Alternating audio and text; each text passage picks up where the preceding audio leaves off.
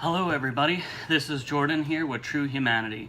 So I'd like to make this next video. If you haven't seen the official TrueHumanity launch video yet, visit the YouTube channel and take about 15-20 minutes to watch that.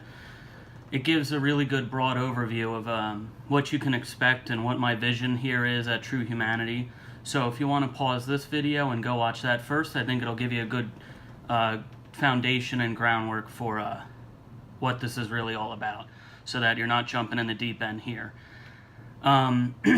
So, as I said in the first launch video, I really don't want to make these videos completely structured and, something that isn't natural. It doesn't flow natural. So I'm going to try and make this video how I'm able to convey the information, and hopefully people out there, and if you're watching this, you'll find value in it. Do your own research, do your own search, go out into nature and go out and look at these things for yourself, because no one's holding you back from doing it. So just to recap real quick without going into too much detail, the launch video for TrueHumanity, we went over pretty much what my vision was, what I foresee hopefully the beginning of this TrueHumanity project being, and major topics that I'd like to discuss, go over, and try and expose other people to, so that I'm no guru and I don't want anyone to follow me like such. I'm not one that you need to follow, other than the fact that I've found this information, I've researched it, I've looked into it, and I'm just trying to put it all together like others before me and others are doing today, and just sharing it with as many people as possible. So just go out and find out for your own. Look up your own research and look up your own stuff just to see what's really going on. So the launch video, which I'd urge you to go check, I discussed about major topics that I'll probably be mostly going over or talking about during most of the videos. Catastrophism is one of them. Ancient civilizations and how some of them had much more high technology than we've led to believe. Now, I'm not saying they went around flying in airplanes and had ray guns and all that, but when you look at the evidence and the anomalies at many of these ancient megalithic sites, it becomes apparent that they were obviously working with tools and technologies that we cannot explain today in 2019. So that's going to be probably the beginning of a lot of these topics and introducing things and concepts in these videos. But also, that's only just the beginning of understanding who we are, where we came from, our origins, our history, why things are like they are today, where we're going, etc. So I'm also going to go into the unifying principles between the cosmos, the planet Earth, and us here as humans walking on this planet, how we all connect together, how we all interrelate and interact, and we're all one. It's all part of one system. You can't detach yourself from one thing and expect not to continue to be affected by it. So I think I'll be going into unifying principles and the human condition, which I discussed in the launch video, and other current affairs and other topics. Like I said, I don't want this to be some structured, show where we're going off a script or anything like that, but I'd still like to have some structure to it, so I'm not just talking about anything random, so that you guys can follow my thoughts, and it's just as much for me as it is for everyone watching. So, long story short, go check out that launch video for TrueHumanity project on this channel. So what I'd like to kind of get into today, and I think this will probably be a little shorter of a video than maybe future ones, is just a little exposure as I go along, because I realized when I was getting exposed to this information, this evidence, this research, etc., it was overwhelming to myself. And I consider myself someone who seeks knowledge and truth and wisdom, and I don't like to just be told something and not understand why or the history around it, etc. So I'm going to just briefly touch on a major event that probably the most major event that has happened on this planet in the last 5 million years. And it happened about 12,800 years ago, between 12,800 years ago and 11,700 years ago, give or take. So some of these videos will be a little structured. I might read things. I have an article today and something else I'd like to read, but I'd also like to just discuss off the top of my head. So real briefly, just to give a really broad overview of something major that has happened on planet Earth, is something known as the Younger Dryas event.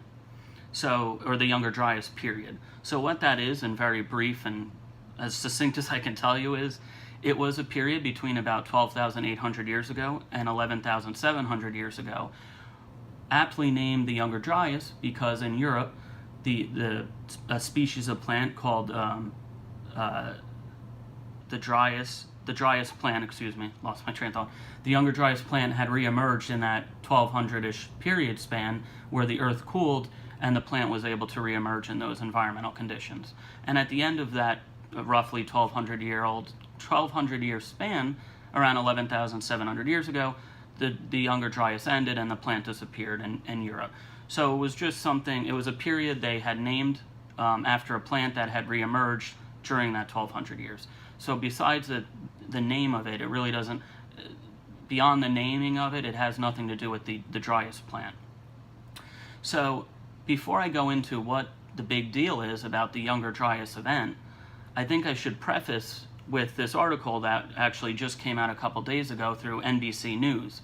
At the moment, NASA and tons of other astrophysicists and the astronomical community, etc., are in Washington, D.C. at a Planetary Defense conference. So I think it's important that I read this article word for word so that nothing is misinterpreted or I don't forget anything. And that just helps me stay on track also. So let me just read this because it's a good introduction to what I'm going to briefly touch on with the Younger Dryas event. So here goes. So the title of this article is NASA Head Issues Meteor Warning, Calls for Cooperation to Meet Threat. This article was published on NBC News on April 30th of 2019. And in the description of this video, I'll post the link so you can go look for yourself. So the article begins as such. Meteors that could destroy an entire U.S. state are a real threat to Earth, NASA's chief warned on Monday.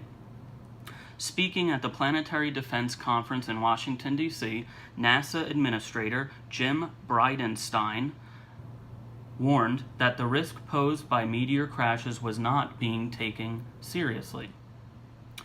Quotes, "This is not about Hollywood. This is not about movies. This is about ultimately protecting the only planet we know right now to host life," he said, end quote.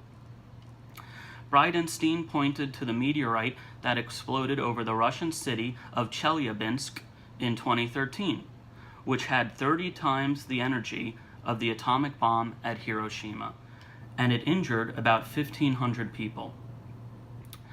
Just 16 hours after that incident, NASA detected an even larger object that approached the Earth but did not land on it, he revealed. Quote, "I wish I could tell you that these events are exceptionally unique, but they are not," Bridenstine said. "These events are not rare. They happen. It's up to us to make sure that we are characterizing, detecting, tracking all of the near-Earth objects that could be a threat to the world." End quote. According to scientific modeling systems, such events are expected to happen once every 60 years. But Bridenstine pointed out that destructive meteorites had crashed on the Earth 3 times in the last century. In 2018, the White House published an action plan that required NASA to detect, track, and characterize 90% of near-Earth objects measuring 140 meters, or approximately 460 feet in diameter.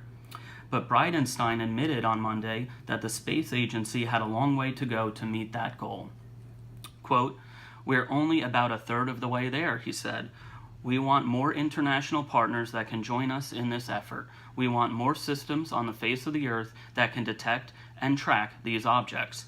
And we want to be able to feed all of that data into one single operating system so that ultimately we have the best, most accurate data that we can possibly get, end quote. Bridenstine warned that failing to invest in such a network could have catastrophic consequences. Quote, at 140 meters, or about 460 feet, it's big enough to destroy a state in the United States of America. Let me read that again. At 140 meters in diameter, or about 460 feet in diameter, it's big enough to destroy a state in the United States of America, he said. Quote, it's big enough to destroy an entire European country. Quote, we know for a fact that the dinosaurs did not have a space program, he added, but we do, and we need to use it, end quote. So that was the main gist of the article, and there was a little end note at the article that said, earlier this month, NASA awarded a contract to Elon Musk's SpaceX agency that will see the company provide launch services for the agency's Double Asteroid Redirection Test, or DART mission. The $69 million mission, expected to launch in 2021, will test the Earth's capability of deflecting an asteroid by colliding a spacecraft with it at high speed. So this article was written, I guess, originally on CNBC by an author named Chloe Taylor. And I'll, I'll post the link in the description of this video. So this article came out, 2 days ago, April 30th, 2019, and it comes on the heels of this Planetary Defense Conference in Washington, D.C., that I'm sure happens annually or semi-regularly. And this is the head, the chief of the National Aeronautic and Space Agency, NASA, saying this to the public at large. It's here on NBC News, CNBC, etc., the website. So this is very important, I wanted to bring up, because this is not fantasy or hearsay or a conjuring or naysaying or running around screaming the sky is falling, no pun intended. But I want to show you that these are real threats.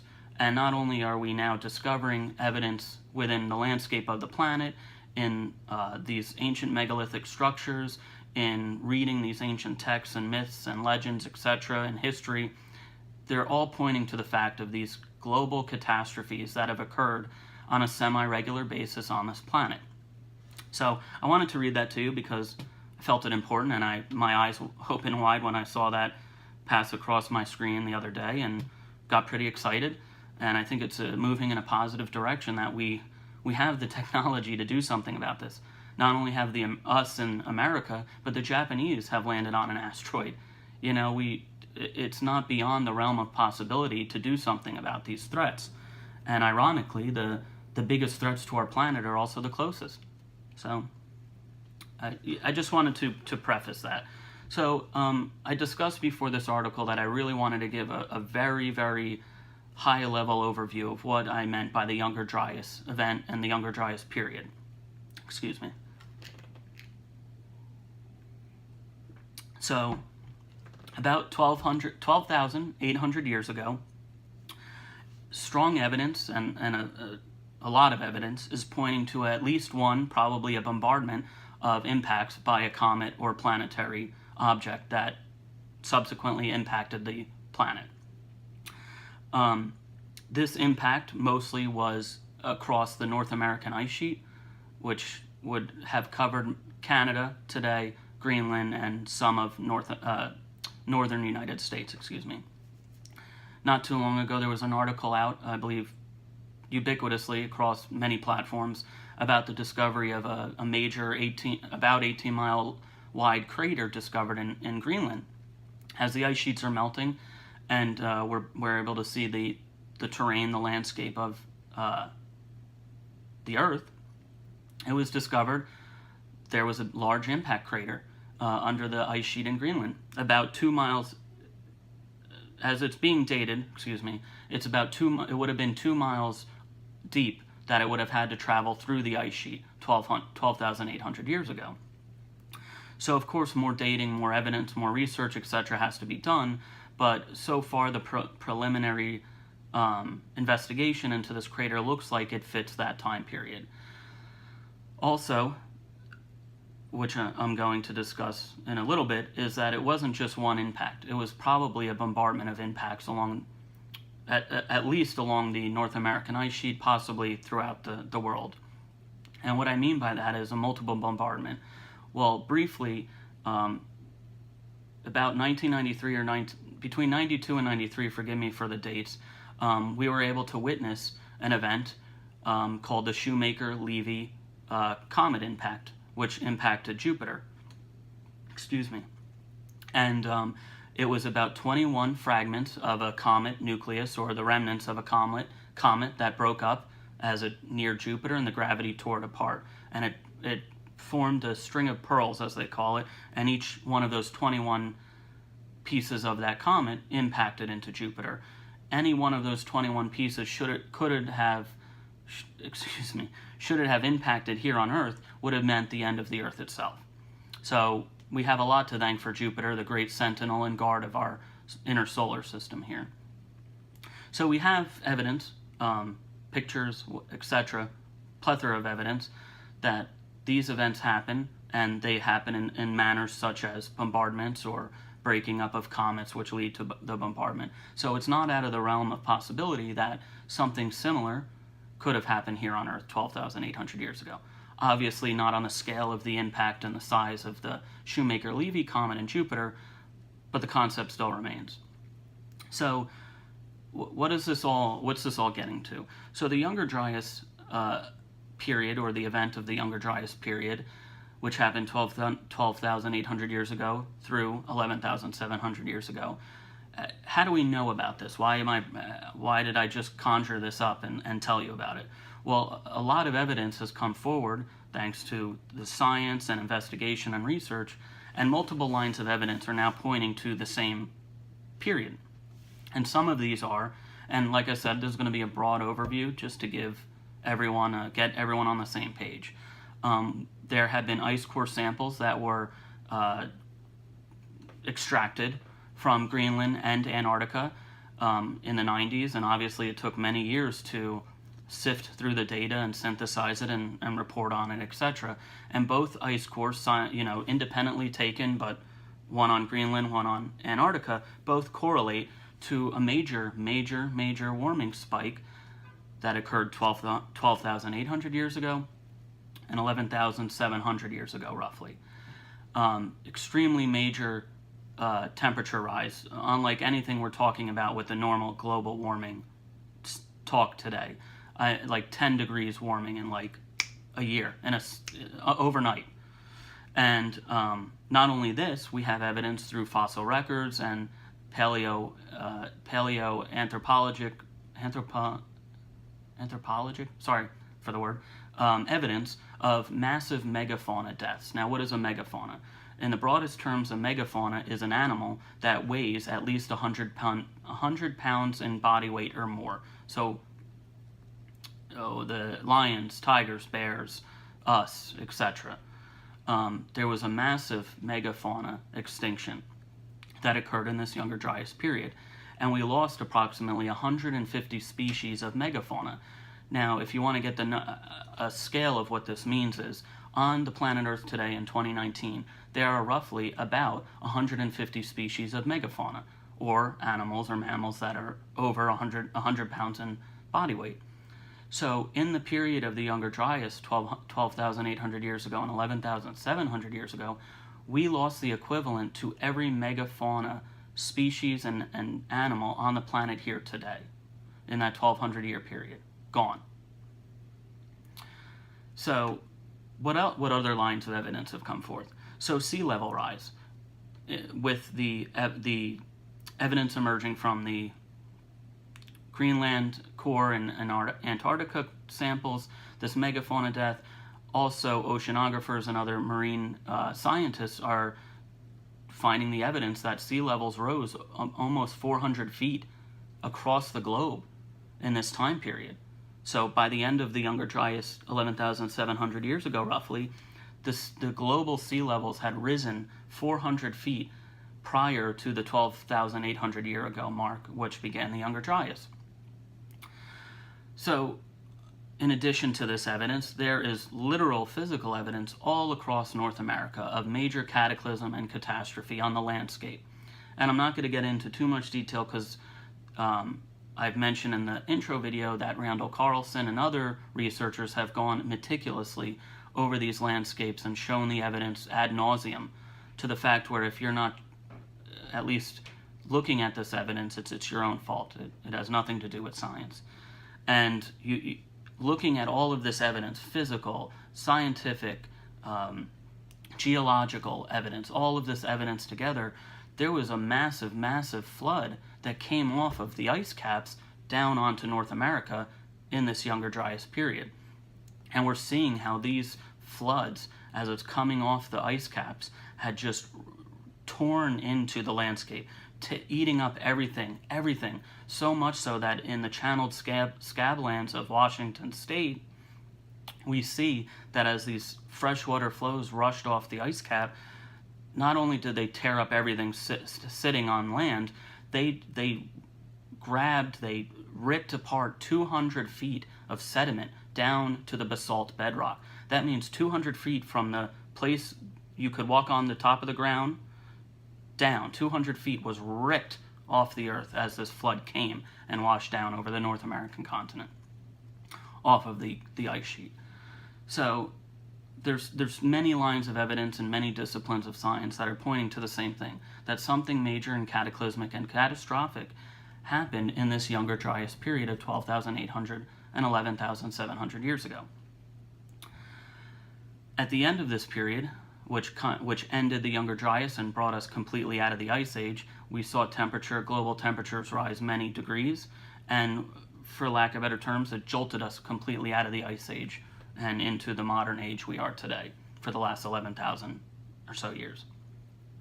So here's a broad paintbrush of what the Younger Dryas event was, and some of the details and evidence and research within that event that's showing us something major happened during this period, something we haven't been able, luckily, to witness in modern time. There's no modern analog to this. Nothing has happened that could even come close to comparing. And the copious amount of research that has been done by people like Randall Carlson and Hancock and many others are showing this catastrophic damage in all different disciplines of science. There's evidence to show something happened in this period. I'm going to post in the description below this video a couple links that you could go watch, and I'm sure many of you have heard of Joe Rogan, the Joe Rogan Experience. The purpose is not that podcast. The purpose is having Randall on that podcast and having him be able to show several hours, of freely showing evidence of this event. So whether you enjoy or do not enjoy or have ever watched the Joe Rogan Experience is irrelevant. The fact is that there was at least 3 hours of time allotted to that where he could show the evidence, and it's insane. It's absolutely crazy. And I'm going to post just one of the major summary videos he did with Hancock, where you could get a very good overview of this time period and the events that occurred. So it's not so science or research driven in terms of numbers and graphs and etc. throughout it all. It's, talking through etc. So I think it's a better introduction to some of this overall evidence and some of these things we're talking about, rather than going right to the videos where he's showing all graphs or all research, etc. So as you could see, I've barely talked 20 minutes on this subject, and this was about as broad an overview as I could give of what has happened in the Younger Dryas period. And this was one of the biggest, most catastrophic, cataclysmic events to happen on this planet in 12,000 years. This is only touching the surface. And I'm going to go into further detail, not only on the Younger Dryas events and other research pertaining and germane to that topic, but I'm going to go into another major event that happened about 5,000 years ago. The Burkle Crater event, as some people may know it, and the evidence for a major cometary or asteroidal impact into the southern Indian Ocean, which created about an 18-mile wide crater under the sea. So almost 13,000 feet down, it created an 18-mile wide crater. How dense, how big, what angle did that rock have to fly in on to make it through 13,000 feet of water and make an 18-mile wide crater at the bottom of it? So it's things like these that kind of open the door, and you could see, well, okay, whoever discussed that? No one told me about this or that or the other thing. And then it ties into these flood stories, not just the Catholic Christian Bible, but all of these ancient texts, all these ancient myths and legends, all talk about floods, and not just one flood, but many floods that have happened, in the same vein as catastrophes occurring in the floods and the fires and these events that occur that are a result of an impact or other kind of cosmic force on this planet. So it's all there, and it's a lot to get through. And I want to use this video, I want to use this channel, this project as an opportunity to put this information out, and then you could do your own research how you see fit. Don't just take my word for it. There's plenty of evidence out there. It's all over the place. Just go out, even just go out into nature to some of these places, to these ancient megalithic locations, whether they be the Great Pyramids of Giza or the Baalbek megalithic stone structure in Lebanon, or Petra in Jordan, or the Mayan and the ancient Mesoamerican pyramids in Latin and South America. It's all over the place. And that's just some of it. There's the Angkor Wat in Cambodia, which was an ancient site being rebuilt upon itself. And they all connect. And they all connect in an astronomical and celestial way. And I'm not going to get into that in this video, but just to show you that it's all part of this bigger picture, this bigger story that's unfolding before us. And like I said in my first video, a lot of this story, a lot of this evidence has been suppressed, some subconsciously, some deliberately, by many different organizations and establishments throughout the millennia. And it's all out there. And luckily, I think we're waking up and we're realizing that we're each individuals, and we each are just as important as each other on this planet. And we don't need establishments to tell us what to do, to make rules, because as we become more connected and more harmonious and treat each other better, there's no need for these agencies or establishments to tell us what to do, whether it be government or religious or commercial, whatever it may be. So there's still a lot to learn, much more to learn, much more to go over, and I'm learning myself. But I want to be able to expose people to this, because I did not know most of these things, almost all of these things, before 6 months ago. So I will continue to discuss the younger Dryas events and cataclysm in the future, along with all these other subjects and how they interrelate, whether it be the ancient advanced civilizations on this planet, the unifying principles, the human condition as we see today, current affairs, and other great topics and other things that'll just come up. And it's a fascinating story, it really is. And I think I'm very positive about the direction of where we're going, and I think people are waking up, opening their eyes, opening their minds, not just following what we've been told for X number of years by X number of organizations and establishments, but thinking for ourselves and being able in this information and big data age to look at all this evidence and decide for ourselves and determine, hey, that what we've been told is either lies or withheld or any of those things that have been manipulated against us. So I wrote this down only because I wanted to get this out the way I wanted to say it, so I didn't miss anything. And I think this is an important concept, because when we talk about everything we've talked about today, at first our first instinct, our knee-jerk reaction is to shy away, to go, oh, cataclysms, catastrophes, comets, etc. Wow, this is scary, or this is unimaginable, I just don't want to think about it. And understandably so, no one wants to talk about death or destruction and cataclysm, catastrophe. But it's very important going forward that we understand what has happened in the past and how these things could easily affect us today, tomorrow, or any other day. So I say all that to say there's hope. And I don't want to be the naysayer and the gloom and doom guy, or the, running through the streets, naysaying. I think there's a lot of good things coming, and I think we can all play our part in this. So I want to read this because I think it's important to be read the way I wrote it. So, if there's one thing you could do for yourself today, Consciously look for beauty around you. Go outside and be witness to nature and the beauty of this world. Put your phones down, turn your computers off, and disconnect from social media. Go out and live and enjoy this life. Make this planet a better place to live on through your words, your behaviors, and your actions. By changing your perception, you will change your mindset. Purposefully raise your level of consciousness and awareness daily. It does take conscious effort. And most of all, show compassion, as we're all part of one big family. So I hope this was informative to you, and I hope that you continue to follow this channel, and hopefully you found some value out of this, because this is only the beginning and there's many more good things to come. And who knows what the next video will bring, but I look forward to discussing more about the Younger Dryas event, other catastrophes, and how these ancient civilizations tie into all this today and the whole big picture at large. So thank you for taking the time to watch this, and I hope you guys have a great day. All right, see you guys soon. Bye.